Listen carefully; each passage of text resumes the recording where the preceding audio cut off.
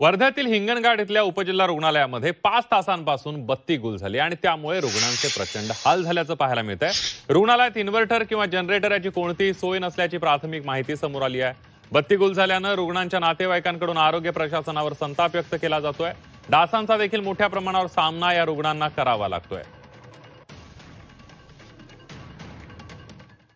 हिंगणघाट उपजिल्हा रुग्णालयाची बत्ती गुल झाल्यानं राष्ट्रवादी आक्रमक झाले आहे। रुग्णालयाच्या गेटवरच राष्ट्रवादीच्या कार्यकर्त्यांनी ठिय्या आंदोलन सुरू केलंय।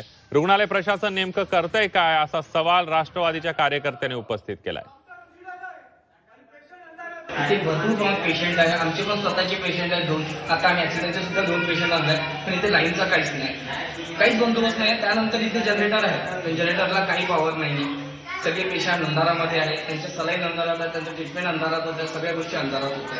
अशा बिकट परिस्थितीत त्याची आई आणि वडील आणि आजी त्या बाळाला हवा घालत आहे। जर त्या बाळाला कमी जास्त जर काही झालं तर इथं ऑक्सिजनची व्यवस्था नाही आहे आणि या भागात उपजिल्हा रुग्णालयात तिथे गायनिक डॉक्टर पाहिजे, इथं गायनिक डॉक्टरची उपस्थिती नाही आहे। पुण्यात भाजप राष्ट्रवादी